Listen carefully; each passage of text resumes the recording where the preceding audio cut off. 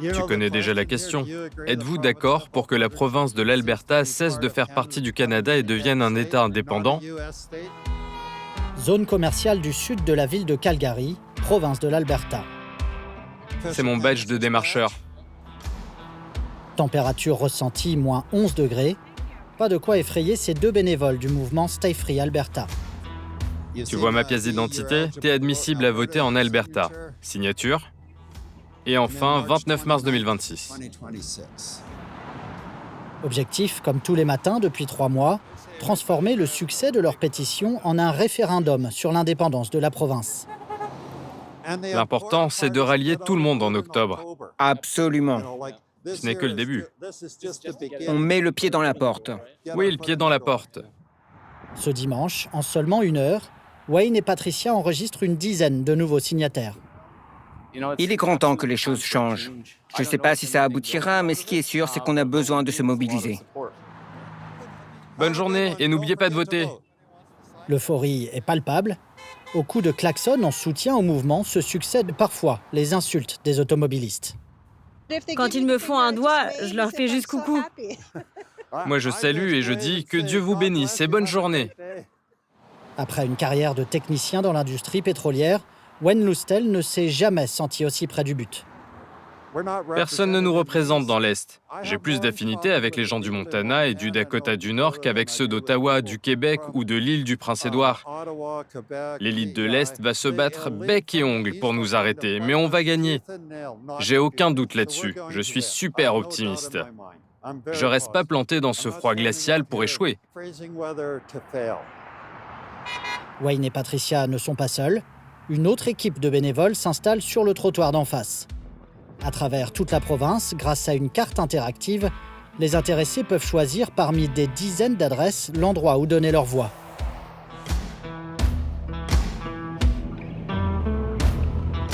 Derrière cette mobilisation inédite, le propriétaire de ranch et avocat Jeffrey Rath. On va juste faire un petit coucou à quelques-uns de nos bénévoles. Ils sont sur le terrain. On en a plus de 7000 comme ça qui sillonnent l'Alberta pour recueillir des signatures. Salut les gars. Comment ça va? Merci encore une fois les gars pour tout ce que vous faites. Comment ça avance aujourd'hui? Bien, merci. Super, comment ça va? Jeffrey Rath est un homme heureux. Son mouvement vient d'annoncer avoir récolté les 178 000 signatures nécessaires à l'organisation du référendum sur l'indépendance de l'Alberta. Ça, c'est le drapeau de la province de l'Alberta. Bientôt le pays de l'Alberta. Et on en est très fiers. C'est un drapeau magnifique. Pour convaincre du bien fondé de son projet, l'avocat a un argument phare, la fin de l'impôt fédéral dans la province. Il y a peut-être un tiers de personnes fermement convaincues, quelque chose comme 25% de personnes fermement opposées et un groupe qui hésite encore entre les deux. Mais au final, si tu demandes aux gens, préférez-vous que votre famille reçoive 50 000 $ de plus par année ou voulez-vous juste garder une petite place dans votre cœur pour le drapeau canadien et le patriotisme?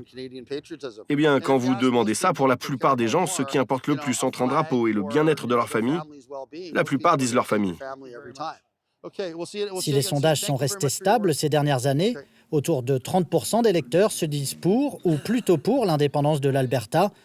Le mouvement de Jeffrey Rath bénéficie depuis peu de soutien politique inespéré au sud de la frontière canadienne. En janvier 2026, surprise, le secrétaire au Trésor américain salue en personne l'initiative des séparatistes canadiens de l'Alberta. L'Alberta regorge de ressources naturelles, mais on leur refuse la construction d'un oléoduc vers le Pacifique. Je pense qu'il faudrait les laisser faire des échanges avec les États-Unis, et l'Alberta est un partenaire naturel pour les États-Unis. Leurs ressources sont immenses. Les Albertains sont des gens très indépendants. Il se dit même qu'un référendum pourrait être organisé pour décider s'ils veulent continuer de faire partie du Canada. Au pouvoir dans la province depuis 2022, la première ministre Danielle Smith a récemment divisé par 2 le nombre de signatures requis pour déclencher un référendum d'initiative citoyenne. Elle parle régulièrement dans ses discours d'une Alberta souveraine dans un Canada uni. Au final, ce sont des décisions que les Albertains doivent prendre et nous leur faisons confiance. Face à la mobilisation des séparatistes, la riposte s'organise.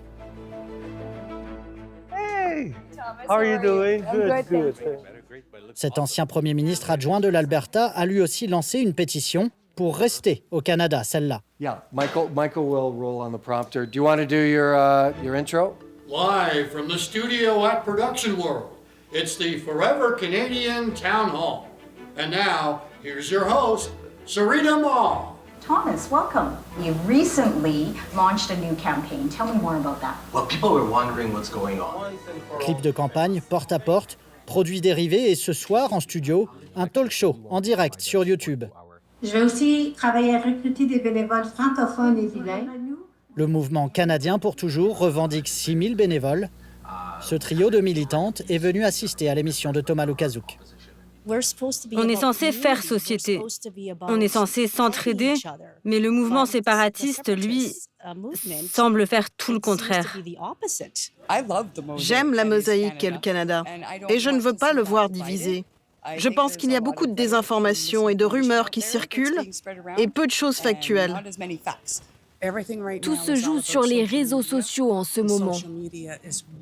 C'est sur les réseaux sociaux qu'il faut mener le combat.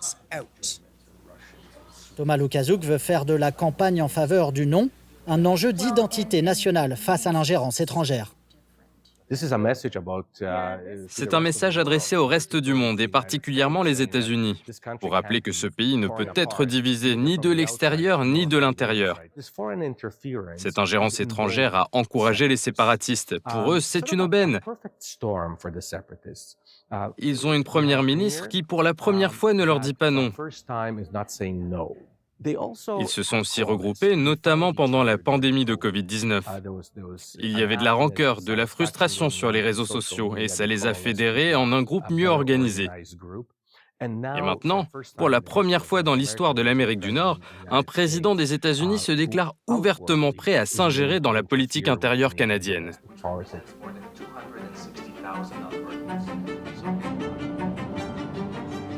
Les militants pro-Canada ne sont pas les seuls à se dresser contre les séparatistes. On se dirige vers la nation Piikani. Ils organisent un rassemblement ou une manifestation sur les problèmes liés à l'eau. Les Premières Nations crient, Blackfoot et Saulteaux occupent ces plaines depuis des millénaires.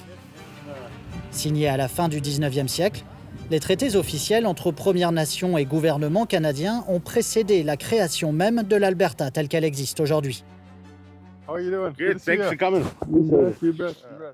En conflit régulier depuis avec les gouvernements de la province sur les questions de l'accès aux ressources et de leur exploitation, les élus autochtones s'inquiètent du virage souverainiste de l'administration actuelle. Nous faisons partie de cette terre. Quand on a dû signer un traité, l'une des erreurs des Européens a été de croire qu'il s'agissait d'une simple transaction. Aujourd'hui, on leur explique que non, qu'il était entendu que nous allions partager la terre. Nos ancêtres n'auraient jamais cédé une partie d'eux-mêmes. Le rassemblement traditionnel des chefs dans ce tipi ce matin vise à préparer les manifestations à venir dans la province. I want to thank you all here. I'm always honored to sit with other leaderships. It's time that the governments understand that we're no longer an obstacle to go around.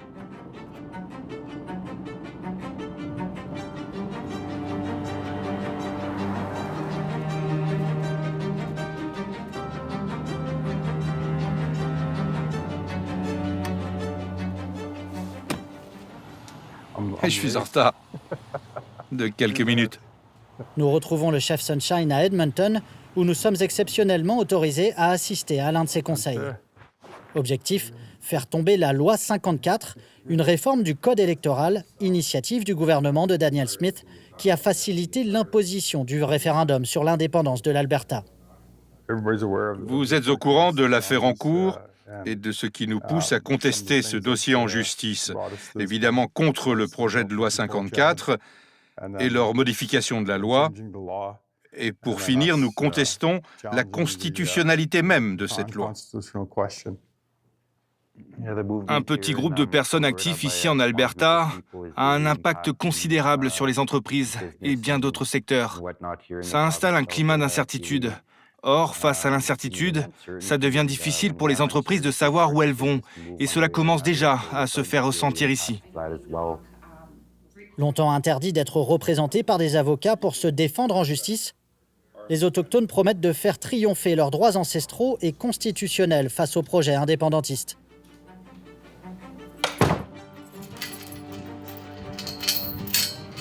Nous retrouvons Jeffrey Rath dans son ranch à l'ouest de Calgary.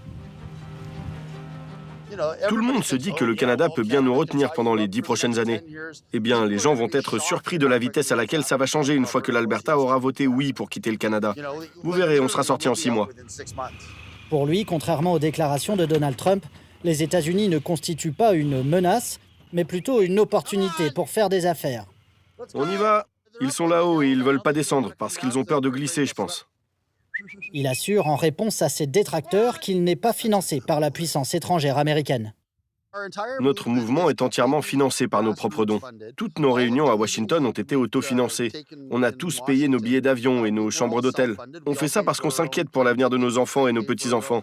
Les Américains savent qu'on sera un bien meilleur allié des États-Unis que Mark Carney ne l'est à Ottawa. L'Alberta possède les 3e plus importantes ressources pétrolières au monde. On n'a pas besoin du Canada, le Canada a besoin de nous.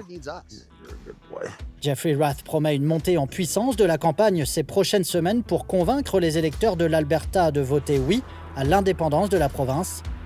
De leur côté, les partisans du non disent avoir déjà récolté 2 fois plus de signatures que les séparatistes cette année. Près de 3 millions d'Albertains devraient aller aux urnes pour un vote historique le 19 octobre prochain.